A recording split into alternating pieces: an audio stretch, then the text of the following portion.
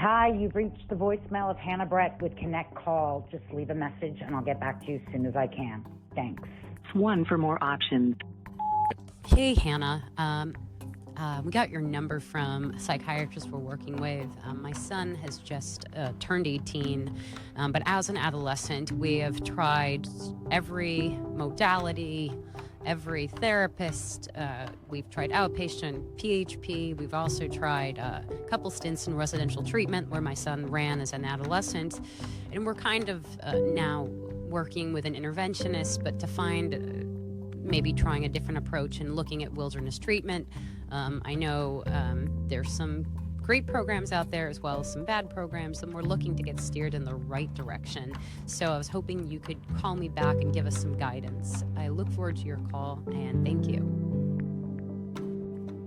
Hi, this is Hannah Brett, and here we are for another episode of Connect Call, where I often say I do not have a clinical background, but I do have a PhD for picking up the phone for families in crisis over the past 20 years. Derek Daley is the co-founder of Legacy Treatment Center and Juniper Canyon Recovery Center, which are both young adult programs. He serves also as the president of the National Association of Therapeutic Schools and Programs, otherwise known as NATSAP.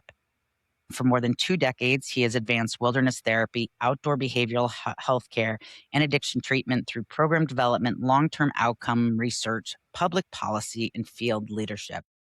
And I can go on and on about you, Derek. You have a foundation where you have raised funds to scholarship a lot of these kids to be able to access treatment. And it was important to have someone like you on the show to clear up a lot of stuff that's, misconceptions out there, over the years.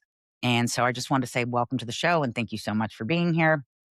I think, why it was really important first and foremost to have you on this show was there are good apples and there are bad apples. When people hear the term wilderness therapy today, many immediately think of stories in the headlines like of what Paris Hilton went through and how this has kind of shaped this perception. Unfortunately, what I've seen is a lot of our colleagues and friends and really great programs have to close their doors because parents really believed that was the norm for everything you would hear of wilderness. Even recently when I was just saying to Derek, I was trying to refer a young woman to Juniper Canyon. And mind you, Legacy Outdoors and Juniper Canyon, I have been working personally for years, and you guys do amazing, amazing work. You have this brilliant bridge of residential component with this wilderness piece. We were talking to a family about Juniper Canyon, and immediately they go, oh, no. It's going to be like what Paris Hilton went through, or, my kid's going to get snatched in the middle of the night, and they immediately go there. Right. And so I wanted to clear up some things. And also, although you guys just treat young adults, I think also where wilderness gets looped into the troubled teen industry, which I will talk time and time again about how that is a completely different beast than the treatment that I refer to that we work with. As soon as I see troubled teen in someone's mission statement or behavioral modification in their mission statement, I kind of run and tell families to run. How did that kind of shape the public perception out there? In your opinion? No, great question. I mean, first, let me start by saying, hey, thanks for having me on, Hannah. I think hosting these conversations is so important, being able to pull back the curtain on this field so that we can learn together, improve together, increase transparency. I think it's so important in behavioral health care. And I think it's something that we all got to invest in as how do we create context and how do we learn together? How do we improve together? And that's certainly what I've seen. I think that, obviously, in regards to Paris and wilderness therapy and her story and her advocacy, I think it shined a light. And, I'll share for a little bit from personally. When I discovered wilderness therapy in the early 2000s, I felt like I discovered magic. It was incredible. And what I experienced was so personally profound. I watched people, and I think it's so intuitive, right? I have these conversations with people over and over again, just one-on-one and just their own context, like connecting with nature just as a baseline, like people understand that. And wilderness therapy is a way of really tapping into that power that today we have more research than ever before that supports how important it is to find ways to connect not just youth or adolescents, adult, anyone, to nature components, and it's going to improve our health. And I'm a big believer in that. And I experienced it firsthand 20 years ago, first gathering around those fires in the Utah desert. I watched people having these profound healing experiences. They were sleeping under the stars. They were gathering around a fire and sharing their souls. And I was sharing mine. And it just, I didn't know it at the time, but I now know years later, I discovered a purpose and a passion. And from that moment, another thing that was going on for me at that time is I had family members who were struggling with mental health and substance abuse. And subsequently, I lost family members to what I view as poor behavioral health care services. And I Right. discovered something at the same time that I thought could be a real answer. And so it really set me on a mission of like, how do we make this more accessible to more families? Because I thought it was that powerful. And so you can imagine, I discovered this thing. It's beautiful. I mean, these field guides out there, they're compassionate. They got backpacks on. Like the type of people drawn to this work are healers, right? Right. And so I come into this work, and that's 20 years ago. And we work, and during that time, I get to work with Dr. Maddie Liebing and Gil Hallows, and I get to pick up some of their work, which they had been doing a lot of advocacy within the state to increase policy, to increase accountability, to raise standards, to Right. implement accreditation. And so by the time I got on the scene, a lot of these programs, including the ones Paris went to, they were closed. Yeah. And so some of the worst actors, like the Netflix series on Challenger, they were closed a decade before I even Yeah. came on the scene. And Yeah. so I don't have any firsthand experience with, like, I guess what would be called the old school sort of boot camp model and that. Right. But I think, one of the interesting things, if we want to tell the whole story, right, is some of the early wilderness experiences. Early practitioners basically took people from colleges or areas and took them out on these experiences. And what they found was it was very effective. And then Right. from that, it grew.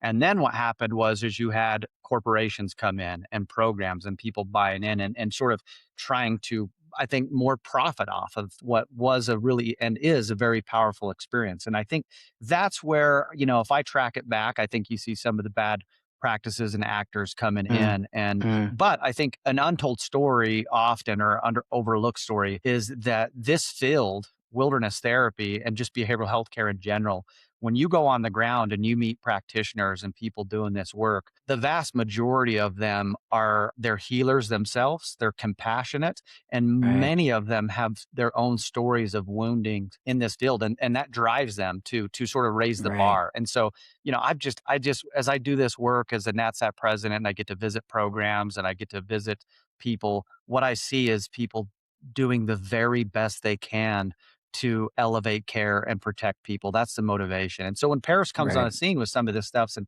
raise it, I see it as more or less a good thing, Right. because to me, what I see is a shared agenda, which is Right. how do we increase safety, how do we increase Right. effectiveness, and how do we make it easier for families who are in search finding good programs? How can we tell a good program from a bad one? And the better Right. we can do that in behavioral health care, the better it's going to be for all of us. It's a little Right. harder in behavioral health care than it is in medical care, right? Because it is a little more subjective, I think. Right. But I think, what I would bring to the conversation is context. Who are the populations being served? What does their risk profile look like at home? What does their risk profile look like in wilderness therapy? What does the effectiveness look like? And how good can we evidence this stuff? And and today, the cool part is we've got things like the Wilderness Therapy Safety Report that really dove in and try to answer some of these questions. And It's one of the amazing. things that just discovered, right, this deep dive, is that clients, students, are 6.5 times safer in wilderness therapy than they are in their own homes, right? Say And that they're living again. in their Repeat that 6 point. statistic. So specifically, it's looking at the likelihood of like a serious incident in wilderness therapy. They're 6.5 times more likely to experience that living their regular life than in wilderness Right. therapy. Now, some context there, is we're working often with a higher risk population.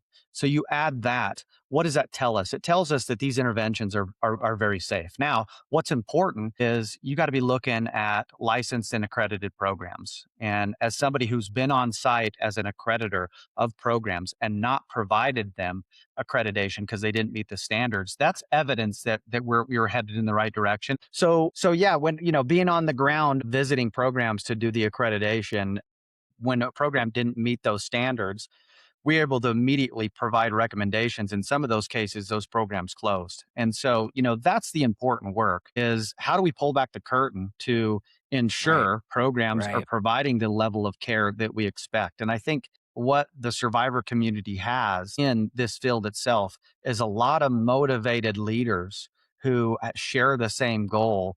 And I think that we can evidence a lot of that. Now, when it comes to wilderness therapy specifically, to this day, there's nothing that I have found that I believe more in than the power of going out on a rites of passage experience, a hero's journey, and spending time just having that healing journey. I think Right. particularly right now with some of the issues that we see with this generation of isolation, screen time, process addiction, Yes. less time outside. I think it's needed now more than ever. And in fact, one Correct. of the things I'll share right now, which is my favorite piece of research on nature connectedness, when we take people into nature, three big outcomes that we see is it increases self-love, it increases our compassion for others, and it increases our care for the natural world or the earth. What three better outcomes could we hope for than those Yeah. three So outcomes? true. And so, I'm looking to expand wilderness therapy, but not just in the traditional form of wilderness therapy, but how do we provide earlier opportunities for people to connect with nature? I do think it's really sad and unfortunate that the wilderness therapy word itself got hijacked by some programs that I never even got to see. Right. And that sort of shaped the view. And I think a lot of Right. people in this field actually struggled continuing to call what they do wilderness therapy. Right. I want to be honest and upfront, and I think what we do is wilderness therapy, and I think it's powerful, and I think that Right. that I want to be a part of like taking the honor back of what that is, and not let the worst case scenarios hijack the term. And I think that's so important to say, like, over the years of me representing adolescent and young adult programs, I did not represent a wilderness program, but I did represent a lot of adolescent programs. And where I saw even the adolescent programs get hijacked is by this troubled teen industry, or this, as I say to families time and time again, if you see the word troubled teen or behavioral modification in the mission statement, that really has nothing to do with any evidence-based, true adolescent treatment, and definitely has nothing to do with what's going on with wilderness. And I feel like I can just speak firsthand in the 20 years that I've been doing this, where the work you guys have done has really hit that sweet spot, is for those individuals, for those young adults and adolescents who they needed this kind of wilderness intervention of sorts, that we were finding in that traditional residential setting. It wasn't enough, or just with what we were seeing at home and how they were showing up and not showing up. The best kind of intervention that could have happened is them to be plucked out of their daily life, behind the screen and hiding in their bedroom, and just kind of going out into the wild in a way, and and time again, I will say this, and I'm not just saying this because I have Derek on the show and because, we're doing this episode. I personally have not had an experience where this hasn't been effective.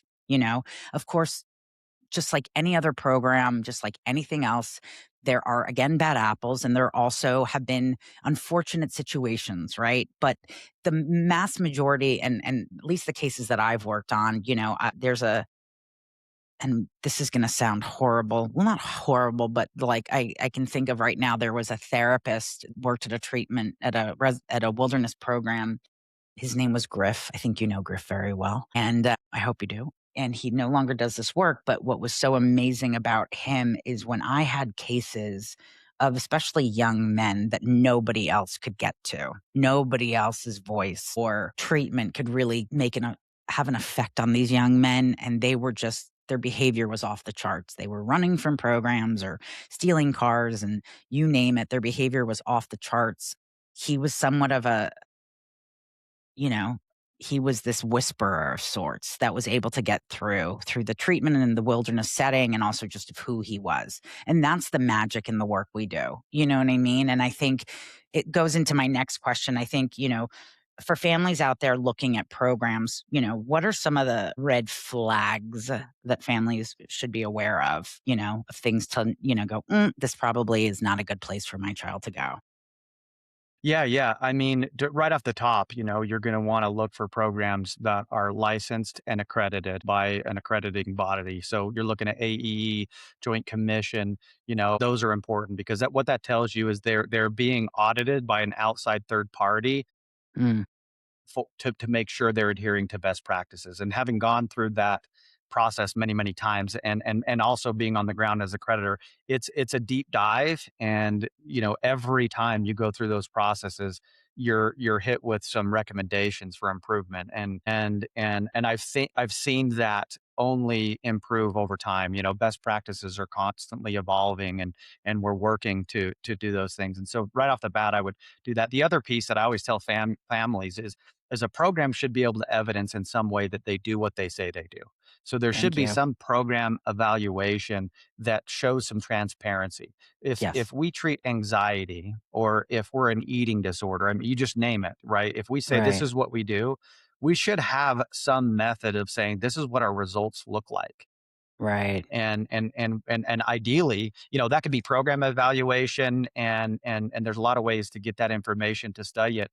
And in even working with researchers to publish research would be the Right. next level of that, right? And that's how we push the field forward. I think that there's always, I think in behavioral healthcare, there's been this like fear of like I've got the special sauce and I don't want to share it.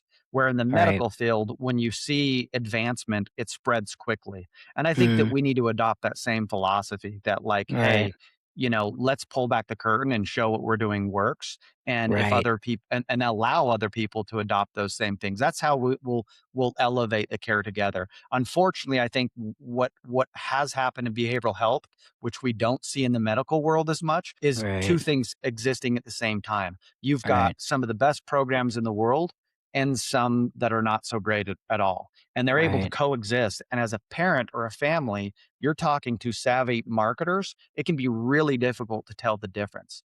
That Correct. that is that is something that has been a priority for me going back 10, 15 years, is how do we create more transparency? And then that outcome will be two things, in my opinion, is that we will be able to spread more effective practices and increase access for people. That's a Mm, great outcome. The other part of that is programs who are not meeting the standards will be held accountable, and they'll not be able to operate because right. we'll have the methods to expose that. So I'm pretty passionate about that, and that's why I think the associations like NATSAP, and you get a lot of critique for being these, because they go, you'll go back 20 years, and a program that closed was an association member. The value in these associations, you've got to have some place to come together where you can have these discussions, and that includes the history. Right. And Right. so you pick the baton up where you get it in that process. And our job as leaders is to take that and move it forward. Right. Right. And it is very effective to do that with policymakers and with associations, because it's just Right. an easier way to get programs to adhere. For example, NATSAP did not require accreditation. So for Right. when it started, trade organization, people showed up and we would share learning, and you'd go to presentations, and there was certainly value in it. But a number of years ago, NATSAP made the difficult decision. Well, it was a difficult decision for some to require accreditation. And what happened Right. is we lost some members. But it's that important, right? We want the programs that are part of NATSAP to be adhering to Yeah. the top level, right? Right. And No, and I there's still, yeah, go ahead. no, I was gonna say this is why, and again, this isn't, with all due respect, I'm not ripping on JACO or CARF accreditation by any means, but I have desperately, and a lot of my colleagues and I have discussed how we are in such dire need of new licensure and new governing kind of board over treatment, in that lot of things, a lot of stuff is not being really addressed. And so what you're seeing is still is, and this isn't the same for wilderness and everybody with NATSAP, but we are seeing, in the residential setting that some people get that stamp of approval from CARF and JACO, and there's still not ethical practices going on there, Yeah, and so yeah. there needs to be more of these experts who have actually done this work, like yourself, kind of leading the charge and saying, well, these are the things that really need to get the stamp of approval. These are the things that need to be happening. You know what I Uh-huh. mean? You're you're you're you're spot on. You're spot on. I mean, the reality Thank you. is Joint Commission sets a bar, and that Right. bar is looking at best practices in some of these pieces. And if a program can't meet that bar, Right. that's a concern, right? Because it's a Correct. very now, and they do require in that process that you're tracking some outcomes, but that bar is very, very low. And if I'm a parent, am I more interested that a program is been accredited and meeting the best practices, or am I more interested in the actual outcomes? In other words, can they demonstrate their actual safety and can they demonstrate their actual effectiveness?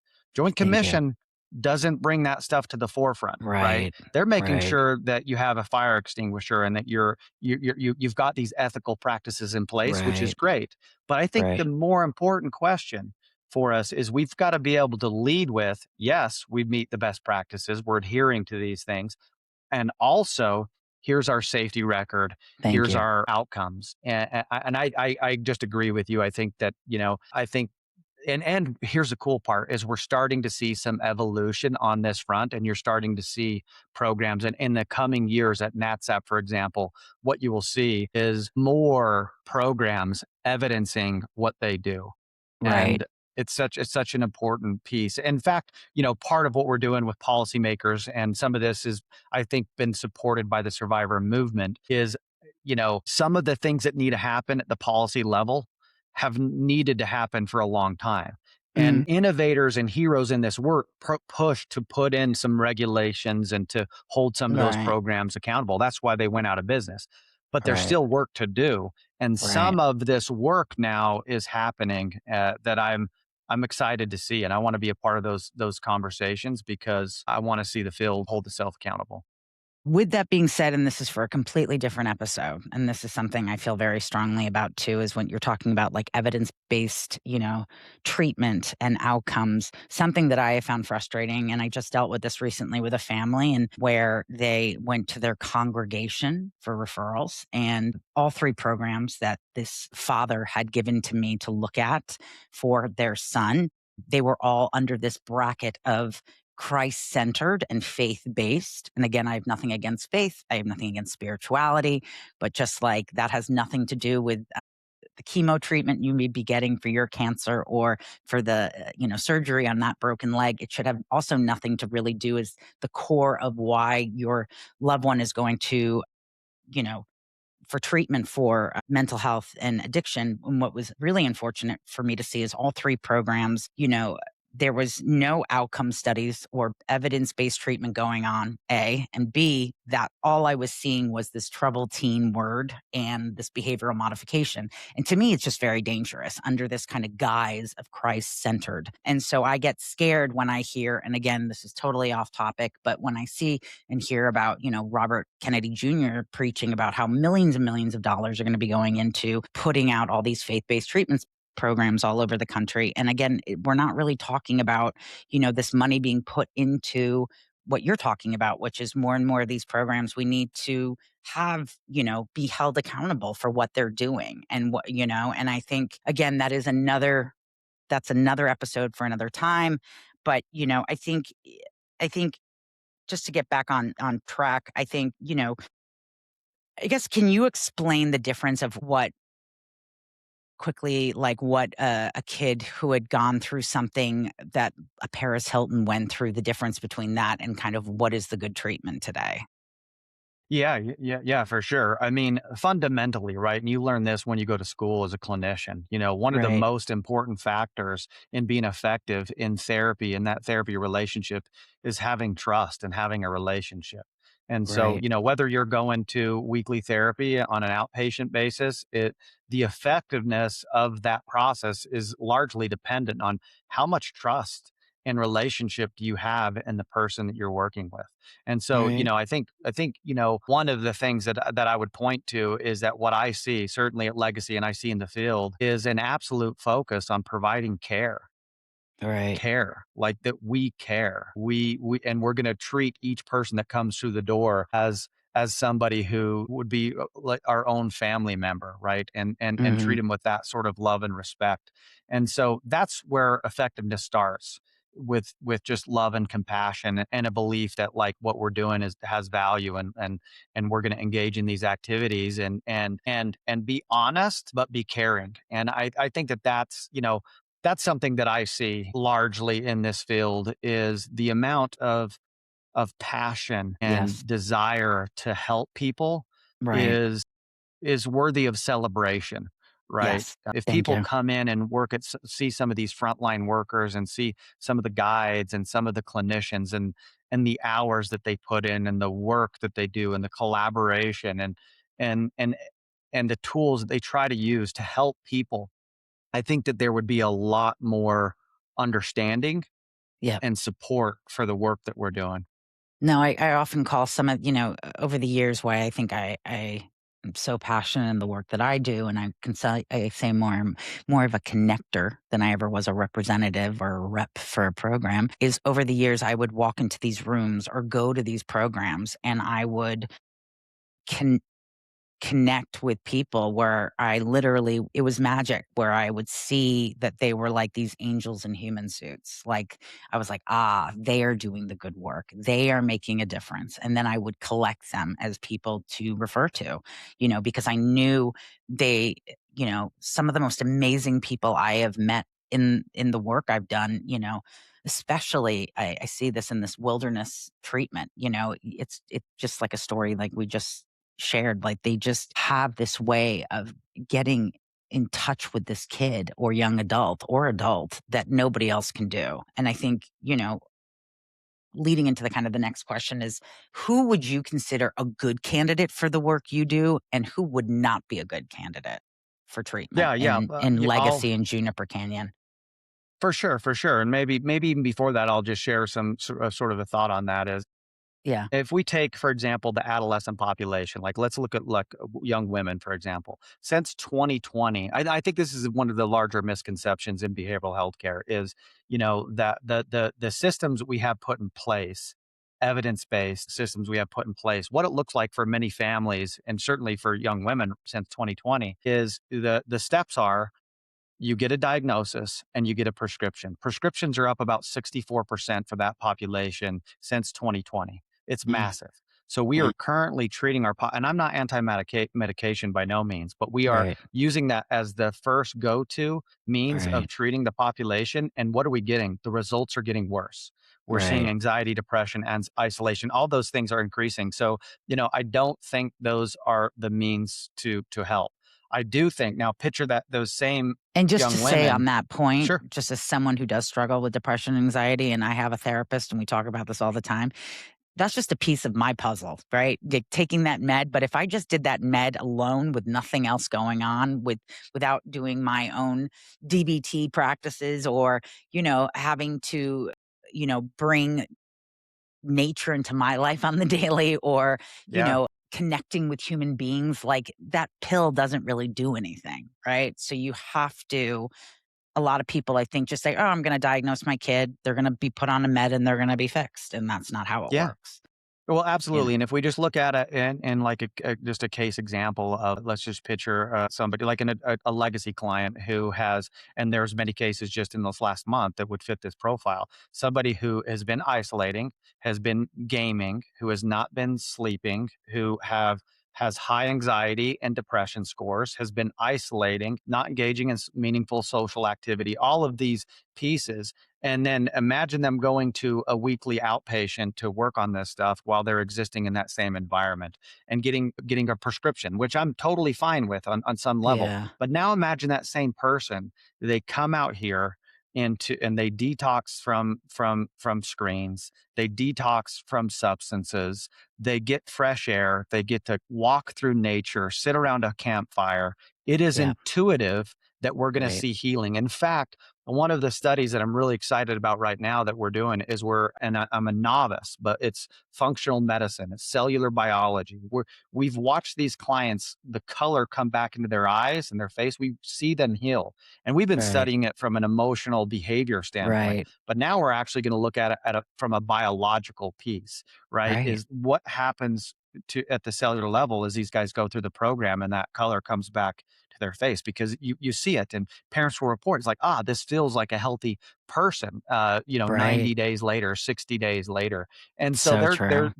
yeah. So it's, if we just picture, these adolescents or people who are struggling and we look at their lives, I think it's obvious that a little rites of passage experience is going to provide a likelihood of some positive outcomes. Now, Right. at Legacy, we have 2 nurses on staff, we have an MD, and medication is sometimes a part of that process. But I don't think it should be the default, Right. because what we're seeing is it's not working. So we've got to do something different. And that Right. something different in my mind is we Plucking should you be out of that assessing environment. plucking, yeah. And at the minimum, if I'm a private practice clinician, and this is something I travel around across the country and will teach and present on. I'll be in New York on September 18th we rent out a kayak shop and we take therapists out and we sort of engage in outside activity. But That's part of what I awesome. encourage clinicians to do as part of your daily practice is ask people how much time they're getting outside. And it So might be a true. reason. 2 hours a week has been shown to have real positive outcomes. And I think, sometimes just a little inroad to that and then some positive outcome can build on itself. So if I'm a private practice clinician and I'm taking clients, that's definitely something I'm going to be looking at, and I'm going to be working to increase that time for the clients that I work with. It's so true that you say that, and a couple things on that is, like, one is, like, of course, especially when I was working the adolescent clients, families try to go the easier, softer approach first, where they're like, "All right, well, they're just gonna get on a medication, they'll be diagnosed, we'll put them in IOP or PHP," and, they'll stay in the same school, they'll be going back into their bedroom and having the same amount of screen time, and they're expecting all this change, and that just doesn't happen. The other piece on that is I personally never went into a wilderness setting for treatment when I went to treatment as a young adult. But I will say this, in my adult life, anytime I have gone for doing intensive work where I've gone away for a week or a few days, it is amazing to me how much actually gets done and achieved when somebody pulls my phone away from me and puts me in this kind of, I'm not in the wilderness, but I'm definitely on a farm with animals and I don't have my phone and I am amongst, people that are not in my daily life. And the change in, it has such a profound effect on you. It really does. And the work really gets done because you don't have any more of those distractions and any more of that stuff in your way. And that's why I do call it somewhat of a wilderness intervention. You get back to basics, I mean, I Yeah. saw that. Yeah. Go on. And I mean, add to that. Imagine being a person struggling, right? And Right. you're struggling, and so you go to therapy, and you go in that process. You get a medication, and then you're, like you said, you're still existing in that same environment, living the same way, and those struggles continue in some way. That could be Correct. very, very discouraging. And Very. sometimes what happens in that process is people will develop this inner identity that I'm uniquely broken. And Right. and that can be counterproductive sometimes. And so, by providing somebody an opportunity for facilitated success, where it's, hey, we're going to go and achieve and we're going to do things and we're going to walk alongside you. When you get to the top of a mountain, then you get that reward and you feel this, you've achieved something because you've been a part of the planning, and you're getting excited, and then you do it. I think that sometimes you can see more movement through getting someone to walk alongside you up a mountain to see the view Right. than, certainly a weekly session where they're going back and struggling with the same things. Sometimes that can be counterproductive. And so I do think sometimes the interventions, particularly with youth, we need to be more proactive around how do we engage them in activities that's going to get those results, as Right. opposed to solely focusing on identifying their unique problem, because that Right. gets internalized. Right. And I think that, our westernized models are a little bit obsessed with diagnosis, assessment, and medication, and a little Right. less focused on how do we facilitate meaningful activity. Back in the day, we had more healthy rites of passage. People would grow and they would be exposed to these real world scenarios, and they would build character and they'd build strength. We're protecting kids maybe too much from being able to have character building, resiliency building experiences. And so, I don't think there's anything that can be more profound for someone Right. to do than to go backpack around, go to a Right. camp, go with your family. Wilderness Right. therapy I think is a great option if you really need to work on some stuff, but there's a lot of ways to tap into this wisdom for kids who are struggling that I don't think we talk about enough. Can we also briefly just touch on this? Because we talked about this before we started recording, and this is something I also see families freak out about. And it did happen to a lot of kids in the past. I think, Derek and I were talking about this kind of, and I do agree. I think it's this lazy option of transporting one's, listen, when you have an adolescent, a young adult, an adult, and I've worked with everybody. I've worked with pilots, I've worked with adults, I've worked with WWE wrestlers, I've worked with the gamut. And 9 times out of 10, nobody, including myself, is willing and wanting to walk through that door, whether it's into wilderness treatment or into treatment. But I think, there was this kind of what we would call the snatch and grab, which is these transports in the middle of the night would come and pick up a child and wake them up at 3 a.m. and grab them and take them into a wilderness setting or an adolescent treatment setting, which can be kind of traumatizing, if not very traumatizing. I am not a huge advocate of that type of intervention. I screen all of my transports and interventionists that I use. They have to be super licensed. They have to be able to be equipped to handle anything and everything. And I just find this kind of coming in the middle of the night, pulling someone out of their bed, not only not appropriate, but just really, it's traumatic. So I think and I just want to stress on this, and we can talk on this for a minute, because this isn't the norm, guys. This isn't what everybody does to intervene on an adolescent and young adult. In the 20 years that I've been working with adolescents and young adults, have never had to go that route. And so I wanted to get your thoughts on that. Because I Yeah, know some no, parents will not, they'll immediately, and this happened just this week when we were trying to refer a young woman to Juniper Canyon. This mom was like, "Oh, I'm not doing this. They're going to kidnap my kid in the middle of the night," and da da da da da. And so, yeah. what do you say to that? Yeah, no, I think it's an important conversation. I think similar to wilderness therapy, transport sort of got that like catch-all, right? And I think Right. that the actual And story that's what did behind happen that. to Paris. And I Yeah, understand that is part of yeah. her story. That was a very true part of her story, and that does happen still. So, For sure. And so I think the term sort of got flattened into catching what you're describing there. And, I think similarly to you, I've been answering phone calls and helping families for 20 years. And I right. think that, a couple of things that I would point out is that if I'm looking at using those services because I have an adolescent in real distress and this happens, Correct. then first and foremost, work with a licensed and accredited service who provides safe passage or adolescent intervention that Thank you. are not going to be using those tactics and are not Yes. going to be using deceit. And because Right. adolescent intervention I think is really appropriate. The other piece that I would add to it that I I just see it, and because I get these calls and I've had to help family members, that I think gets overlooked is we often think about like transport, that person that you're talking about. We've got an adolescent who's maybe getting a little bit of trouble and parents just don't want to deal with it. So they call transports to come in the middle of the night. Mm.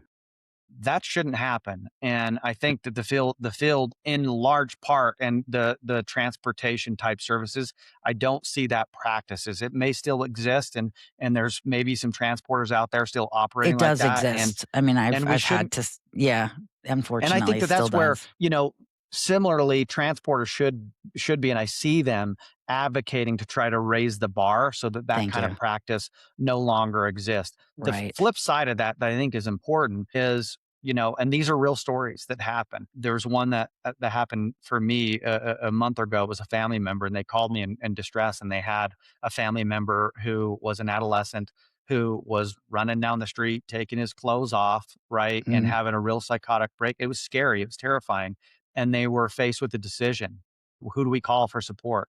And I Right. recommended they call Safe Passage people to come and help provide some care, because I think sometimes when you're dealing with a crisis like that, the best thing you could do is call for support from people Mm. who are trained and who are not Yes. carrying guns, Thank you. because having police officers show up to these things is not a Mm-mm. better No, it's alternative. horrible. And so, and people would, I think, would make the case that that's the minority, not from where I'm sitting. From where I'm sitting, Right. the vast majority of these cases, when we talk about them on an individual case, it's people being put in the worst possible decisions, where you've got people Right. being trafficked, abused, Right. and it's, some of this stuff is really scary. And as a parent, when somebody has psychosis, for example, and is going down the Yes. road, the Yeah. most compassionate thing we can do is certainly not do anything. Right. Leave them. I think that there's a portion of the population who is homeless or untreated, and I Right. don't think that that's the more compassionate alternative. When Right. somebody when somebody's on the edge and they're at real risk, I think it's Right. okay for families to draw a boundary and intervene. Thank Now, you. I think the practices of like adult intervention should Right. be the go-to. And there's no reason Right. why we can't take those same approaches Thank with you. Yep. adolescents. And With adults at Legacy, it's great because everyone at Legacy is choosing to be here. Now, we might have mhm. some clients who come post-intervention, but they're Right. provided choice in that process always. Right. And before they arrive, they get on a phone call with me and I answer every question. Right. And if they show up and they're here for a week and a half and they decide this is not for them, they're an adult. Yeah. We're going to do our best to work with them and say, hey, we know, but it's their choice. And so we might have someone who comes for a week and says, this isn't for me. With adolescents, it's a little more nuanced. And I understand that. But I will say, and I'll throw a name in there because just I've interviewed her before and she will be coming back on. And she is kind of my go to for when we talk about licensure and just or being licensed and credentialed. I've been working with Heather Hayes for years. And, her transports and her team are just super licensed and super credentialed. And I think, why to me, a true intervention of sorts is about working with the family, sometimes up until a month or two prior than this individual going into treatment. Was I willing to go to treatment? Did I want to go to treatment? Did I not kick my dad's car when I was being dropped off as a young adult into treatment? Like I did have a choice, but my mother prior to me going in was being guided by those credential people saying, listen, as long as we get the messaging from you set up and sorted and working with you and understanding that, Hannah's going to kick and scream. Hannah's not going to maybe want to go in, but maybe, from a loving place. And it's not about tough love, but it's loving differently, where my mother said, I love you. You don't have to stay. You're an adult. You can walk out tomorrow. But I'm going to tell you right now, we're not paying for your apartment anymore. We're cutting up your credit cards. We're not making it so cushy for you to have an out, for me to save my life, and I think, and again, I dealt with this again recently, just with a family who were like, I don't want to lie to my kids. So I'm going to tell them about the intervention before the intervention happens. And, and we're going to have this coach that we have found who has no credentials and no license, anything to kind of guide us in informing our kid about what the next steps are. It can just actually just screw everything up and it really do more damage than anything. And again, we don't look at an intervention as we're lying to anybody. It's more about this family intervention, which it is, to work with a family to, in a loving way, present options and present, we have done the research, we've done our due diligence. These are the two or three of the great programs that we have chosen. Now you can call them and pick one that you're comfortable with, but we're going to be going with one of them. I think where where the snatch and grab, as we call it, or this kind of transport in the middle of the night got really lazy is parents didn't have to do anything. They didn't have to lift a finger. They were just like, all right, you're just going to come in. We don't even have to be at the house when they're here. You'll just grab them. We'll be on vacation and you'll bring them. And that defeats the purpose because, as I always say, it's easy to maybe get somebody through the door in the first 24 hours. The real work is to keep them there. And to keep them there, a lot of times we have to be working with the families ahead of time with messaging and, everyone needs to be on the same team, your parting words. Like if there's one thing you want that caller to hear, about the work you do or about this process to walk away with, what would it be? Like, what would be the one thing that you would just hope families would be hearing as they get off the phone from you with you? Yeah, I think what I would share is that I've watched people transform and get to healthy places for years and years and years. And so no Yeah, matter how difficult the story that I hear, I yeah, work from a belief and a place that like we can get to a healthier place. Now, depending on the individual circumstances, the roadmap to get there may look differently for individuals. If we've got somebody who's just in college and struggling a little bit and just needs some time, I can predict that we're going to see some clinical outcomes in fairly short order. But the other thing that I would tell parents is that sometimes, you know, it's hard for the help and the support that they're offering to be appreciated in real time. And that's okay. yeah, Sometimes it's difficult to be a parent or be a loved one right, to make hard decisions. And, to go back to what we were just talking about, I think one of the things that we should refrain from ever doing is judging people for making hard decisions and nah, yeah, for people trying to do the best they can to get help. And I think that right, you said it, if we can work together better, uh, right, I think the most fruitful parts of these conversations are the places where we get into the nitty gritty and maybe have different perspectives on how we get to a better level. Like it's okay right, that we don't like everyone doesn't have to agree across the board. But I don't think villainizing anyone in this process, whether it be the parents or the right, clients or the youth or right, or safe passage interventionists, the program people, that's not going to help anyone get to a better place, right. and it's not going to create better outcomes. No, and I think thank you for saying that. I think, every family I speak to on the phone, they start with this kind of shame or guilt that they are a bad parent because of this is happening. And my outlook is, and I've said this before, I don't, my mother, who was the best mom in the world, was not equipped for handling what I was going through, where I was slowly killing myself because of my mental health and because, of a lot of things going on in my life. She didn't know how to, mom me through that, right? She had to, and I say this to families all the time, once you find the right programs and the right professionals to really listen to those people, you have hired them now. You are leaning on them. So please, with all due respect, like let them guide you. I think where parents do a disservice is when, they have all this knowledge and they have all this information and they are hearing time and time again from these experts, on how to do this and they still choose to do it their way. We've touched on a lot of good things today. So I wanted to thank you again, Derek, for coming on. In the show notes, you will see more of Derek's bio. You will also be able to see and touch these websites of the programs that Derek's working with. We will also have NATSAP's information so you can see all the programs that have kind of been the golden standard of the work out there that's being done for these young adults and adolescents. So I just wanted to say thank you again for being on the show.